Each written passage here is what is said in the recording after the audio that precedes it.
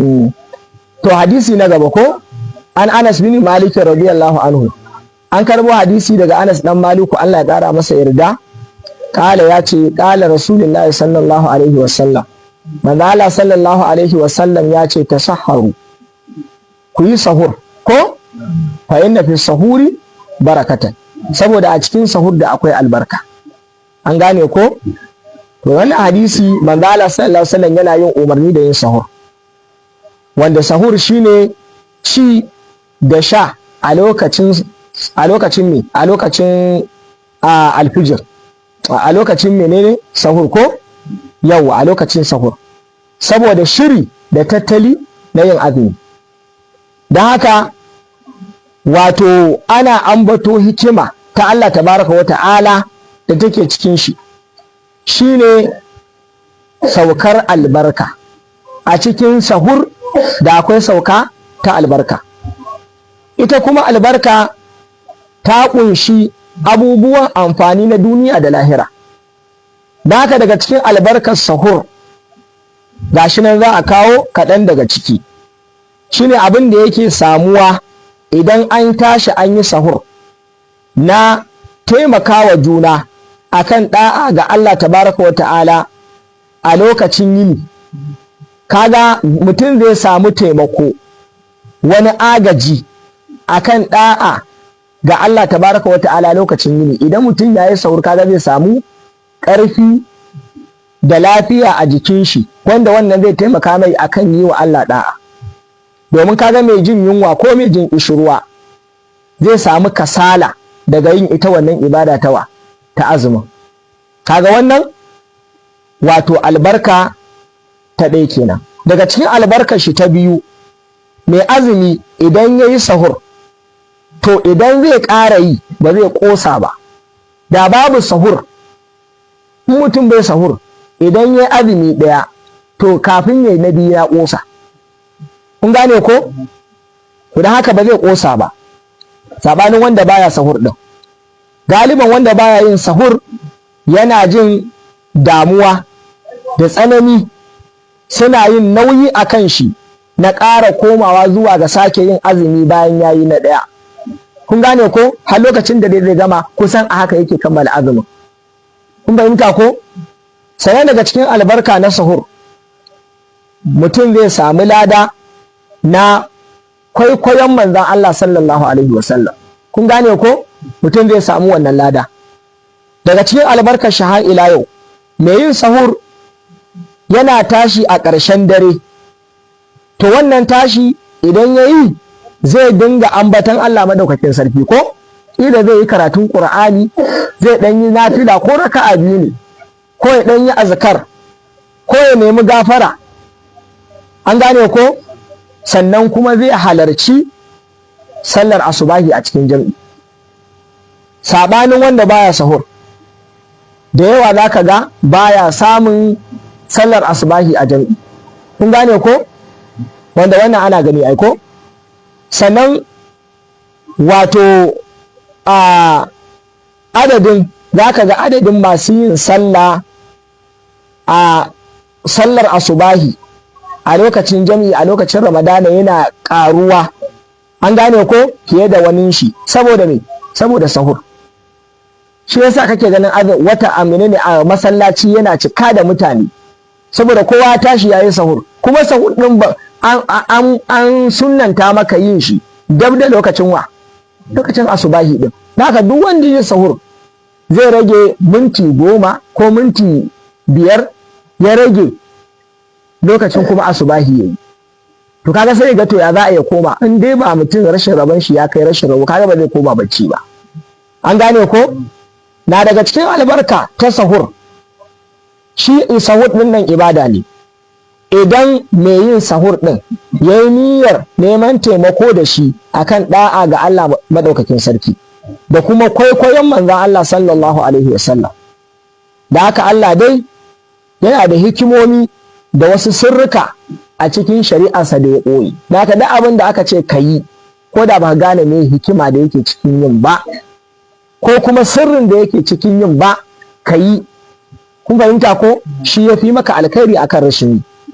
sannan idan muka duba hadisin zahirinsa umarni ne yazo tasahharu ko kaga shi kuma al'amru kun gane ko ya katabi alwujub yana hukuntar da wajibci da haka ba dan ma muna da wato ainihin wani dalili da zai karkatar da mu daga wajibci sai mu ce ma wajibi ne sai dai ya tabbata cewa manzon Allah sallallahu alaihi wasallam yana yin wasali ko bi ma'ana shi yakan yi tazarce ma kaga tunda har yana yin tazarce kaga wannan karina ce mai karfi take cewa yin sahur din kenan ba wajibi bane inda wajibi ne manzala ba zai bar sahur din ba ko a wani lokaci to kaga ya tabbata cewa yakan yi wusali wanda wannan wusali din shine zai karkatar da wannan umarni da ya zo a wannan hadisin daga wajibci zuwa ga zuwa ga mustahabbanci an fahimta ko ba da haka ba sai a ce ma wajibi ne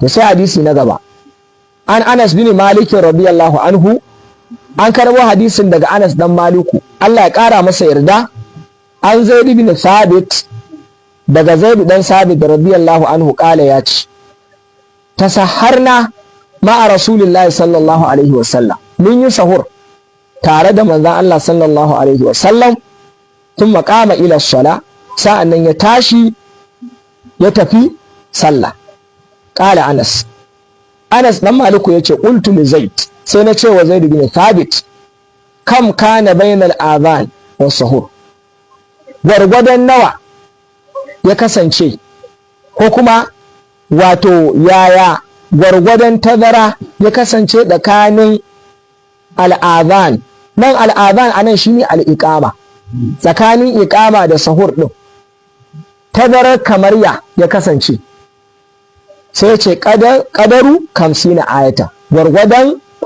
aya 50 wadda ba dogaye ba gajeru can ba to ya ce wannan shine gwargwadon lokacin kamar yadda na faɗa can da ya ce al'adhan abin da yake nufi da shi al'iƙama abin da yake bayyanar da wannan shine hadisin da ya zo cikin Bukhari da Muslim daga Anas kun gane ko shi kuma daga Zaidu bin Sabit din kale yace tasaharna ma a Rasulullah sallallahu alaihi wasallam mun yi sahur tare da manzo Allah sallallahu alaihi wasallam summa qumna ila sala sa'an muka tashi muka tafi sallah kaga nan muka tafi sallah qultu sai yace kam kana bainahuma tsakanin sahur din da zuwa wajen sallar naku yaya tazarar ya kasance a tsakaninsu kala sai yace kadara 50 aya gwargwadon yanda zaka karanta ayoyi 50 hadisin yana cikin Bukhari da Muslim kun gane ko kaga wannan ya zamanto yayi bayanin wancan kenan ko yawa to kaga haka yazo to dan haka a nan wajen a cikin wannan hadisi akwai bayanin wato mustahabbanci ko falalar jinkirta yin sahur har zuwa ƙubailal fajr dab da fitowar alfijir kun gane ko ba a so mutum ya yi sahur nesa da lokacin hudowar alfijir an gane sana abu na gaba lallai yin gaggawa da yin sallar asubahi akwai bayanin gaggawa da zuwa sallar asubahi ta yana muka gano haka an wato ainihin kusanto da lokacin kame baki daga cin abinci lokacin sahur din da lokacin sallar asubahi an gane ko kaga ashe akwai almubadara bi salati subhi a cikin hadisin sana abu na gaba mun ji cewa anna waqatul imsak lokacin da ake kame baki daga cin abinci shine ulu'ul fajr idan alfijir yake to kamar yadda Allah ta'ala ya ce wa kulu washrab ku ci ku sha hatta ya tabayyana lakum al-khaytul abyad har farin zare ya bayyana a gare ku min al-khaytul aswad min al-fajr wannan ana nufin alfijir guda biyu kenan an gane ko wanda yake wato as-sadiq da kuma al-kadhib to kaga da wannan za mu san cewa wato abinda wasu daga cikin mutane in ji mala ya ce abinda za mu fahimta daga wannan hadisin shine ma ya ja'aluhu nasu wasu mutane abinda suke sanyawa min waqataini na lokuta guda biyu. Akwai masu sanya lokaci guda biyu. Akwai waqatul lil imsak, lokacin da za mutum ya kame daga cin abinci. Kun gane ko? Bi ma'ana wasu ce to a kame daga cin abinci kafin alfijir ya keto da kamar minti kaza. Wa waqatul lidulu'il fajr, da kuma lokacin hudowar alfijir. Kun gane ko? Akwai masu sanya lokacin gida biyu, lokacin kame baki daga cin abinci da lokacin hudowar wa alfijir. To malam ya ce wannan kassama lokutan guda biyu bid'a ne. Ma anzalallahu biha min sultan, Allah bai saukar da wata hujja akai ba. Wa inna ma hiya waswasatun min ash-shaytan, yace wannan kawai wasu wasi ne daga shaytan. Kun gane ko? Yalbisa alaihim dinahum, saboda ya rukitar musu da addinin su. Ga abin da Allah ya faɗa kawai, ga abin da aka rawaito daga manzo Allah sallallahu alaihi wasallam ko? To kawai akan shi zamu yi aiki. Za mu iya cin abinci ma dama alfijir bai ne ba, bai keto ba. Kun fahimta ko? Wa illa in ba haka ba yace fa inna sunnatul muhammadiyya, abin da yake shine sunna ta manzo Allah sallallahu alaihi annal insaka, kama baki daga cin abinci, ya kunu ala awwal bil fajr, yana kasancewa ne a farkon lokacin hudowa alfijir. Kun fahimta ko? Ga duk wanda yake nan ba bacci, bai samu matsala na bacci, shi ma wannan kaga in ya yi bacci wani ya ɗauke shi har bayan wannan lokaci, kaga in ya farka shi ma nan shari'a ta mai rangwame yana iya cin abinci a gurguje. An fahimta ko? Wannan shi ne. To wannan ina ganin sai mu tsaya nan ko da ragowar lokaci.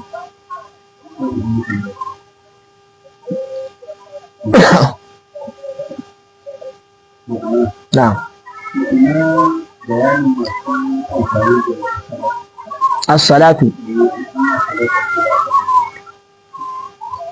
Kaga wannan kuskure ne. Ai babu ruwanka da as-salatu. Kai dai ka kula da lokaci. Kun fahimta ko? Yawa kai dai ka san wanne lokaci ne alfijir yake hudowa a lokacin in wata ya kama. Kun gane ko? Sai ka dinga aiki da agogo. In lokaci yayi ka aje cin abinci, in bai ba ka ci abincin ka, babu ruwanka da wani masallaci nan an kira can ba a kira ba, suke ruga da gudu ka koma can. Ku gane ko? Yawa an fahimta ko? Yawa kaga kawai dai ko da yaushe a ba abin da ya zo a addinance. Yawa to sai annabi za a yi a salatin. To ka gani ko? Ga duk wannan ba shi bane, mutum ya kula da kyau. An gane ko? Ya yi abin da ya tabbatar kawai. Allah samu dace.